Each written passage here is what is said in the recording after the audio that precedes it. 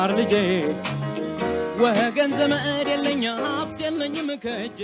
ተማሪዎች እንደምንሰነበታችሁ። ይህ ከዋሸራ አካዳሚ የሚተላለፍ የ12ኛ ክፍል የስነ ህይወት ትምህርት ፕሮግራም ስርጭት ነው። በዛሬው ፕሮግራማችን የምናየው ዩኒት 4 ሌሰን 5 ይሆናል።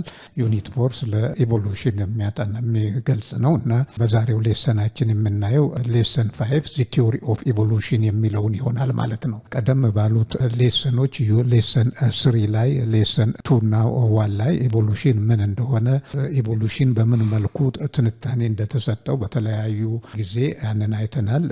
ቲዮሪ ኦፍ ባዮጀነሲስ ላይን ኦፍ ቶት እና ቲዮሪ ኦፍ ባዮጀነሲስ ላይን ኦፍ ቶት እንዳለ በአባዮጀነሲስ ላይን ኦፍ ቶት ያንን ፎሎወርስ ኦፍ አባዮጀነሲስ ላይን ኦፍ ቶት ያንን ቲዮሪ ከተሉ የነበሩት ህይወት ያለው ነገር ህይወት ከሌለው ነገር ስፖንታኒየስሊ ዴቨሎፕ ያደርጋል የሚል ትንታኔ ሰጥተው ነበረ። ሆኖም ይሄ ትንታኔ ትክክል አለመሆኑ በአሁኑ ጊዜ ህይወት ያለው ነገር ሊገኝ የሚችለው ህይወት ካለው ነገር ብቻ እንደሆነ ዲስፕሩቭድ ተደርጓል። ያ ቲዮሪ ኦፍ ስፖንታኒየስ ጀነሬሽን ዲስፕሩቭድ የሆነ ቲዮሪ ነው ማለት ነው። እንዴት ፍራንሲስ ኮሬዴ፣ ሉዊ ፓስቸር ያንን እንዴት ዲስፕሩቭ እንዳደረጉት አይተናል።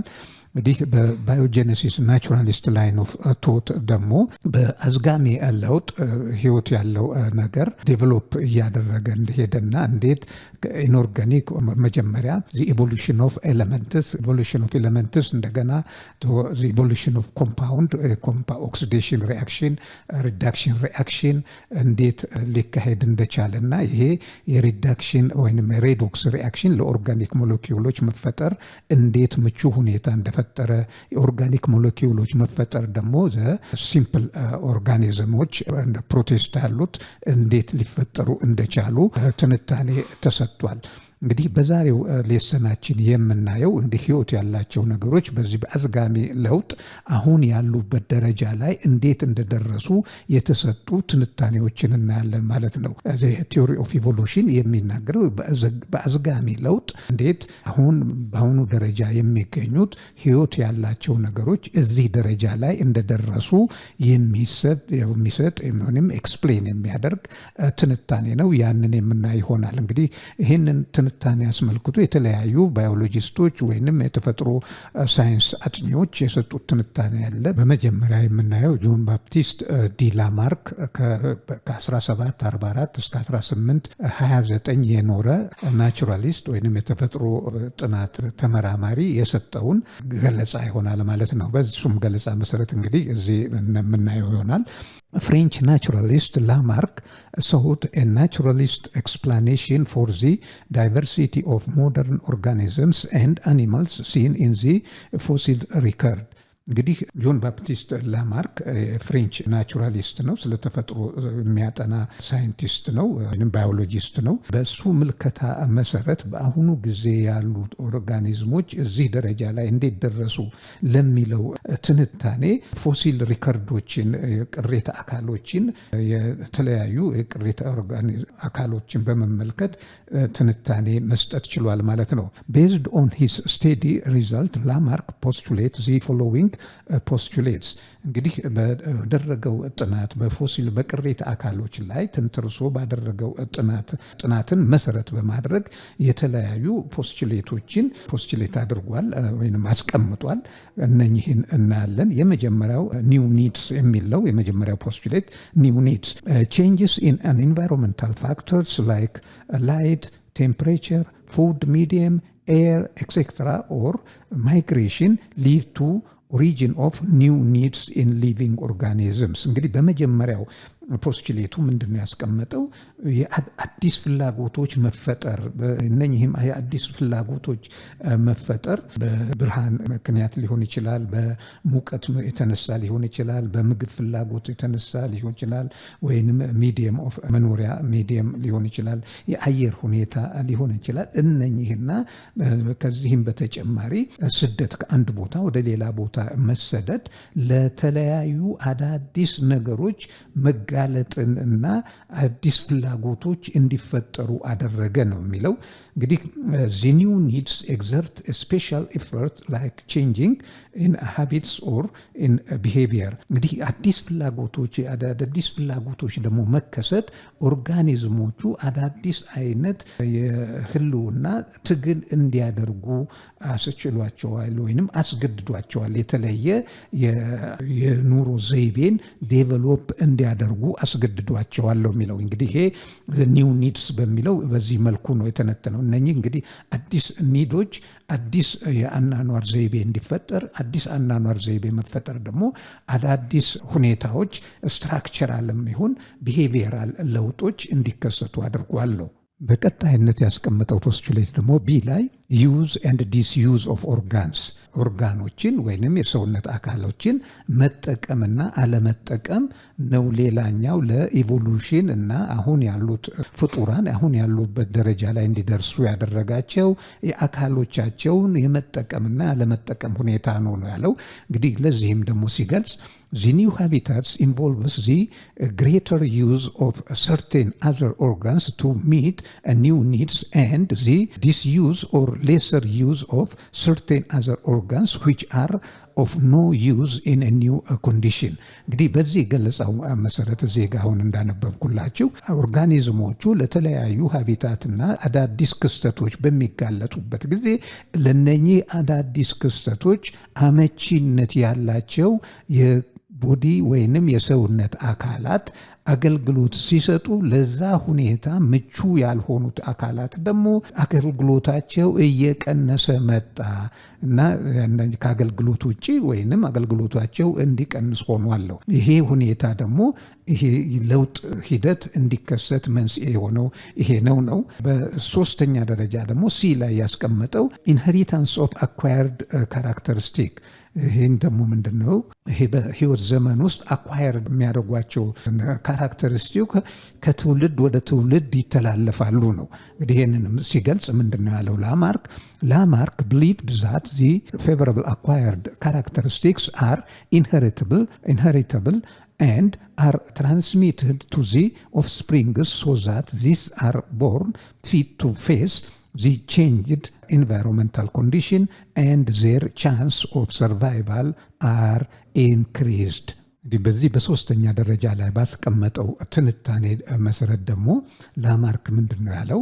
ለአዲስ ክስተቶች ምቹ ሆነው ያሉ የአካላት እንቅስቃሴዎች በሙሉ አኳየርድ ካራክተሪስቲኮች ማለት ነው ኢንሄሪተብል ናቸው እና ኢንሄሪተብል በመሆናቸውም የተነሳ ከትውልድ ወደ ትውልድ ተሻጋሪዎች ሆነው ኦርጋኒዝሞች ከለውጡ ጋራ ፊት አድርገው ራሳቸውን አስማምተው ከኢንቫይሮንመንታል ኮንዲሽኑ ጋራ እንዲኖሩ በዘላቂነት ለመኖር እድል ሰጥቷቸዋል። የዚህም እድል የህልውናቸውን ለመጠበቅና ጠብቆ ለማቆየት አስችሏቸዋል ነው የሚለው። እንግዲህ ኢንሄሪታንስ ኦፍ አኳየርድ ካራክተሪስቲክን አስመልክቶ የሰጠው ትንታኔ ነው። በአራተኛ ደረጃ ያስቀመጠው ደግሞ ላማርክ ያስቀመጠው ፖስቱሌት ስፔሺዬሽን ነው። ስፔሺዬሽን ማለት አዲስ ዝርያ ዴቨሎፕ ማድረግ ማለት ነው፣ ዘር ፎርም ማድረግ ነው። እንግዲህ ስፔሺዬሽን አስመልክቶ ደግሞ ላማርክ እንዲህ ብሏል።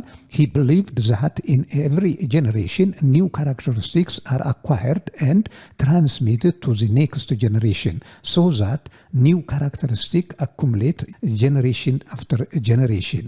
After a number of generation new species is formed። እንግዲህ ይሄ ስለ ተለያዩ ዝርያዎች አመጣጥን በተመለከተ ስለ ስፔሺዬሽን ተንተርሶ ባደረገው ገለጻ ምንድነው ያለው? አዳዲስ የአኳየርድ የሆኑ ካራክተሪስቲኮች ከትውልድ ወደ ትውልድ የሚተላለፉ ናቸው። የነኚህ ደግሞ ከትውልድ ወደ ትውልድ በሚተላለፉበት ጊዜ እየተከማቸ በየትውልድ በየደረጃው እየጨመረና እያደገ በመሄዱ የተለያዩ ዝርያዎች ለመፈጠር ምክንያት ሆኗል የሰጠው። after a number of generation new species is formed። እንግዲህ እነኚህ አኳየርድ ካራክተሪስቲኮች ከትውልድ ወደ ትውልድ እየተጠራቀሙ ሄደው አዲስ ዝርያዎች እንዲፈጠሩ አስችሏል። እንግዲህ ይሄ ጆን ባፕቲስት ላማርክ ትንታኔ መሰረት ነው። ልብ አድርጎ use and disuse. Lamarck suggested that when a structure or a process is continually used, that the structure or a process will become enlarged or more developed. እንግዲህ እዚህ ጋር ምንድነው እነኚህ የተለያዩ ክንውኖች በተለያዩ ጄኔሬሽኖች ውስጥ በሚከናወኑበት ጊዜ እነኚህ ክንውኖችና ክስተቶች ከትውልድ ወደ ትውልድ ስትራክቸሮቹ ወይንም ፕሮሰሶቹ እየዳበሩና እያደጉ እየሰፉ ነው የሚሄዱት ነው ዴቨሎፕ እያደረጉ ነው የሚሄዱት ነው የሚለው በዚህ በዩዝ ኤንድ ዲስዩዝ የተነሳ any structure or a process that is not used or is rarely used will become reduced in size or less developed.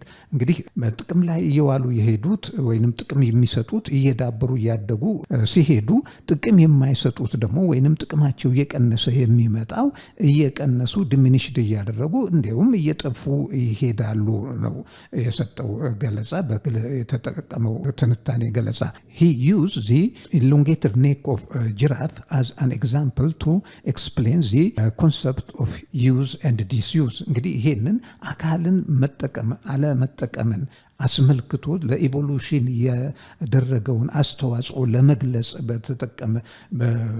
ለመግለጽ እንደ ምሳሌነት ላማርክ የወሰደው የቀጭኔን አንገት ነው። የቀጭኔ አንገት እንደምታውቁት ረዥም አንገት ነው ያላት።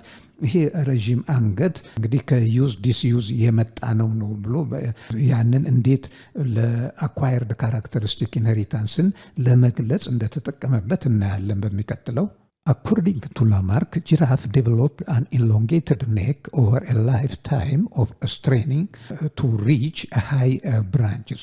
እንግዲህ በላማርክ ትንታኔ መሰረት የቀጭኔ አንገት ያን ያህል ሊረዝም የቻለው ምሳሌ የዝናብ በጥረት ኖሮ ሳር በማይኖርበት ጊዜ እንስሳት ወይንም ቀጭኔዎቹ ያንጋጠጡ ዛፍ ቅርንጫፍ ላይ ቅጠሎችን እየቀጠፉ ለመኖር በሚያደርጉት ምግብ ለማግኘት በሚያደርጉት ትግል ይሄ ረዥም አንገት ዴቨሎፕ ያደረገው በዛ የተነሳ ነው። አንገትን አንጋጦ ከዛፎች ጫፍ ቅርንጫፍ ላይ ቅጠሎችን እየቀነጣጠቡ ለመብላት ከሚያደርጉት ትግል የተነሳ አንገታቸው ሊረዝም ችሏል የሚለው። እንግዲህ ይሄንን ነው እንግዲህ በዩዝ ኤንድ ዲስዩዝ ምሳሌነት አድርጎ ያቀረበው። ሌላው ኢንሄሪታንስ ኦፍ አኳየርድ ትሬትስ Lamarck believed that traits change or acquired during an individual's lifetime could be passed on to its offspring. እንግዲህ በላማርክ ትንታኔ መሰረት አንድ ኦርጋኒዝም በህይወት ዘመኑ ውስጥ አኳየርድ ያደረጋቸው ክስተቶች እንግዲህ እነኚህ ክስተቶች የአካል ለውጦችም ይሁኑ የግንዛቤ ለውጦችም ይሁኑ ከትውልድ ወደ ትውልድ ይተላለፋሉ፣ ሄሪተብላቸው ነው የሚለው። This type of inheritance sometimes called Lamarckian inheritance. እንግዲህ ይሄንን ደግሞ ኢንሄሪታንስ ላማርኪያን ኢንሄሪታንስ ተብሎ ስያሜ ተሰጥቶታል። but this is disproved after the discovery of genetics. ይሄ acquired characteristic ኢንሄሪታንስ ነው የሚለው ቲዮሪ ከጄኔቲክስ እውቀት ከዳበረ በኋላ ሙሉ በሙሉ ዲስፕሩቭድ ሆኗል። ይሄ እስከዛ ድረስ ግን እንደ እውነታ ተይዞ ነበረ። ግን ስለ ጄኔቲክስ እውቀት ከዳበረ በኋላ ይሄ ሙሉ በሙሉ ዲስፕሩቭድ የሆነ ቲዮሪ ነው። however Lamarck did believe that evolution change takes place gradually of evolution and constantly. እንግዲህ ላማርክ ይሄንንም ቢል ይሄ የዘገምተኛ የለውጥ ከጊዜ ጋራ በኮንስታንትሊ እየቀጠለ ያለ ነው የሚል ትንታኔ ነው የሰጠው። ኢቮሉሽን እሱ በገለጸው መልኩም ቢሆን በአዝጋሚ ለውጥ ነው፣ አሁንም ተቀባይነት ያለው ገለጻ ነው እዚህ ላይ የሰጠው እንጂ አኳየርድ ካራክተሪስቲክ አንድ ሰው ወይንም አንድ ኦርጋኒዝም በህይወት ዘመኑ ውስጥ ዴቨሎፕ የሚያደርግ የሚያደርጋቸው ካራክተሪስቲኮች ለምሳሌ ስፖርተኛ ሆናችሁ ጡንቻዎቻችሁ ቢዳብር በልምድ ሯጮች ብትሆኑ እና የተለያዩ ስኪሎችን ዴቨሎፕ ብታደርጉ ይሄ ስኪል በህይወት ዘመን ውስጥ አኳየርድ ያደረግነው ስኪል ከልጅ ልጅ ሊተላለፍ አይችልም። ሄሪዲተሪ አይደለም እና አንድ ሰው ተምሮ ዶክተር ቢሆን የሚወልደው ልጅ ካልተማረ ዶክተር ሊሆን አይችልም። አንድ ሰው በትሬኒንግ ስፖርተኛ ቢሆን ልጁ በትሬኒንግ እንጂ ከሱ በመወለዱ ብቻ ስፖርተኛ ወይንም ጡንቻው የፈረጠመ ሊሆን አይችልም ማለት ነው። ይሄ እንግዲህ በዚህ መልኩ ዲስፕሩቭድ ሆኗል ማለት ነው የላማርክ ቲዮሪ። According to Lamarck, a giraffe developed an elongated neck over a lifetime of straining to reach high branches. እሺ ተማሪዎች እንግዲህ በዛሬው ሌሰናችን ቲዮሪ ኦፍ ኢቮሉሽን አስመልክቶ በጆን ባፕቲስት ላማርክ የተሰጠውን ስለ ኢቮሉሽን የተሰጠውን ትንታኔ ነው ያየነው። እንግዲህ ጆን ባፕቲስት ዲ ላማርክ በፎሲሎችን በመመልከት በእናኛ ላይ ምርምርና ጥናት በማካሄድ የተለያዩ ፖስቱሌቶችን አስቀምጧል። እንግዲህ ላማርክ በፎሲል ጥናቱ መሰረት እንዴት በአሁኑ ጊዜ ያሉ ህያዋን ነገሮች ማለት እሱ በኖረበት ዘመን ያሉ ህያዋን ነገሮች በዛ ደረጃ ላይ ሊደርሱ እንደቻሉ የሰጠው ትንታኔ ማለት ነው። በላማርክ በዛ ትንታኔ ውስጥ 4 ፖስቱሌቶችን አስቀምጧል። አንደኛው ኒው ኒድስ፣ ሁለተኛው ዩዝ ኤንድ ዲስዩዝ፣ ሶስተኛው ኢንሄሪታንስ ኦፍ አኳየርድ ካራክተሪስቲክ፣ በአራተኛ ደረጃ ደግሞ ስፔሺዬሽን በሚል በአራት አስቀምጧቸዋል። እንግዲህ ኒው ኒድስ እንዴት ለኢቮሉሽን ወይንም ለዚህ ለዘገምተኛ ለውጥ መንስኤ እንደሆነ ሲገልጽ የአየር ሁኔታ፣ የሙቀት፣ የተለያዩ ተፈጥሯዊ ክስተቶች ውዥቀቶች በሚከሰቱበት ጊዜ እንደገናም ህያዋን ከአንድ ቦታ ወደ ሌላ ቦታ ማይግሬት በሚያደርጉበት ጊዜ የተለዩ ክስተቶች ስለሚያጋጥሟቸው እነኛን የተለዩ ክስተቶች ለመቋቋም በሚያደርጓቸው ትግሎች ውስጥ ለውጥ እየተከሰተ መጣ የሚል ነው የመጀመሪያው። በሁለተኛ ደግሞ ዩዝ ኤንድ ዲስዩዝ፣ እንግዲህ ለለውጦቹ በሚጋለጡበት ጊዜ ደግሞ አንዳንድ አካላት ለዛ ፊት የሚያደርጉ ይሆናሉ፣ ሌሎች ደግሞ ለዛ ፊት የማያደርጉ ሊሆኑ ይችላሉ። ፊት የሚያደርጉት እና ለዛ ሁኔታ ምቹ የሆኑት የአካል ክፍሎች እየዳበሩ እየተጠናከሩ ሲሄዱ ለሁኔታው ደግሞ ምቹ ያልሆኑት እየቀነሱ እንዲሁም ቨስቲጃል ኦርጋን እየጠፉ ይሄዳሉ የሚል ነው የሰጠው። ለምሳሌ ይህንን አስመልክቶ ምንድን ነው? ለምሳሌ አንድ አኳቲክ የሆነ ውሃ ውስጥ የሚኖር ኦርጋኒዝም ወደ ምድር ላይ ቢመጣ በውሃ ውስጥ መዋኘትና ምድር ላይ መንቀሳቀስ የተለያየ ስለሆነ ለምድር ላይ መንቀሳቀስ አመቺ የሆኑት የኦርጋን ክፍሎቹ እየዳበሩ ሲሄዱ ውሃ ውስጥ ይገለገልባቸው የነበሩት ደግሞ እየቀነሱ ወይም ከአገልግሎት ውጭ እየሆኑ ይሄዳሉ ማለት ነው። እንግዲህ በዛ መልኩ መውሰድ ትችላላችሁ። ሌላው ዩዝ ኤንድ ዲስዩዝ፣ እንግዲህ ዩዝ ኤንድ ዲስዩዝን አስመልክቶ ይሄንን ሲያብራራ ቀጭኔን ነው እንደ ምሳሌነት የሰጠው። ሰፊው እሱ ባስቀመጠው ትንታኔ ቀጭኔዎች ምግባቸውን ለማግኘት ዛፎች ቅርንጫፍ ላይ አንገታቸውን እያሰገጉ ቅጠሎችን እየቀነጣጠቡ ለመብላት በሚያደርጉት ትግል አንገተ ረዣዥም ቀጭኔዎች ሊፈጠሩ ችለዋል የሚል እንትን ነው የሰጠው እንደ ኤግዛምፕል። ሶስተኛው ፖስቱሌቱ ላይ ደግሞ ኢንሄሪታንስ ኦፍ አኳየርድ ካራክተሪስቲክ፣ እነኚህ ከአዲስ ነባራዊ ሁኔታ ጋር ተጋላጭ በመሆናቸው የተነሳ የሚፈጠሩ የኦርጋን ወይንም የስትራክቸሮች የሰውነት አካላት ሞዲፊኬሽን ከትውልድ ወደ ትውልድ ይተላለፋል ነው። አኳየርድ ካራክተሪስቲክስ አር ኢንሄሪትድ የሚል ነው የሰጠው እና ለምሳሌ ቀጭኔዋ አንገታቸውን እያሰገጉ ከቅርንጫፍ ላይ ለመብላት በሚያደርጉት ትግል አንገታቸው ረዘመ። እነኛ አንገተ ረዣዥም ቀጭኔዎች ደግሞ ያንን አንገት ረዥምነት አኳየርድ ቢያደርጉም የነሱ ልጆች ያንን ኢንሄሪት አድርገው ተወልደዋል የሚለው ይሄ እንግዲህ የሱ ትንታኔ ነው። ልብ አድርጉ፣ በኋላ በደንብ የምናየው ነው። ሌላው ስለ ስፒሺስ የተለያዩ ዝርያዎችስ እንዴት ሊፈጠሩ ቻሉ ለሚለው ደግሞ በሰጠው ትንታኔ ምንድን ነው ያስቀመጠው? እንደዚህ የተለያዩ ትግሎች ለተለያዩ ለውጦች የተነሳ አዳዲስ ለውጦች በሚከሰቱበት ጊዜ የነኛ ለውጦች ክምችት እየዋለ እያደረ ወደ አዲስ ስፒሺስ ወደ አዲስ ዝርያ መፈጠር መንስኤ ሆኗል። የኩሙሌቲቭ ኢፌክቱ ወደ አዲስ ዝርያ መፈጠር ወይንም ስፒሺስ መፈጠር መንስኤ ሆኗል በማለት ነው ያስቀመጠው። እንግዲህ ይሄ ስለ ስፒሺሽን በሚሰጥበት ጊዜ ነገር ግን ልብ አድርጎ ኢንሄሪታንስ ኦፍ አኳየርድ ካራክተሪስቲክን ይሄ ዲስፕሩቭድ የሆነ ካራክተሪስቲክ ነው። ይሄ ምንድነው? አንድ ሰው ወይንም አንድ ኦርጋኒዝም በህይወት ዘመኑ ውስጥ ዴቨሎፕ የሚያደርገው አዲስ አኳየር የሚያደርገው ካራክተሪስቲክ ከትውልድ ወደ ትውልድ አይተላለፍም። ሄሬዲተሪ ካራክተሪስቲኮች ጂን ዘረመልህ ውስጥ ያሉ ካራክተሪስቲኮች ናቸው ከትውልድ ወደ ትውልድ የሚተላለፉት እንጂ አንድ ኦርጋኒዝም በህይወት ዘመኑ ውስጥ በሚያደርጋቸው ለውጦች እነኛ ለውጦች በመማርም በኤክሰርሳይዝ በተለያዩ አክቲቪቲዎች ዴቨሎፕ የሚያደርጋቸው አኳየርድ ካራክተሪስቲኮች ከትውልድ ወደ ትውልድ ሊተላለፉ አይችሉም። ይሄ ጄኔቲክስ እውቀት ከዳበረ በኋላ ሙሉ በሙሉ ዲስፕሩቭድ የሆነ ቲዮሪ ነው። እንግዲህ ላማርክ ያስቀመጠው ይሄ አዝጋሚ ለውጥ ሂደቱን ጠብቆ የሚከናወን ክንውን ነው የሚለው ለመኖር ከሚደረግ ትግል ጋራ ለውጦች እየተከሰቱ እነኚህ ለውጦች ከትውልድ ትውልድ ቅብብሎሽ እየሄዱ ናቸው የሚለው ተቀባይነት ቢኖረውም በአጠቃላይ አኳየርድ ካራክተሪስቲክ ግን ወደ ዘር የሚተላለፍ አይደለም፣ ሄሪተብልም አይደለም። በዛ ዲስፕሩቭድ ሆኗል ማለት ነው።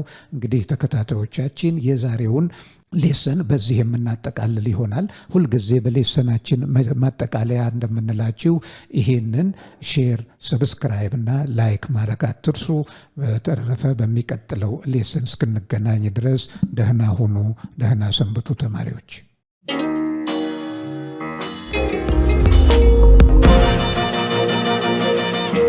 ፀሐይ ነው ላልተማረ ሰው ግን ቀኖች ጨለማ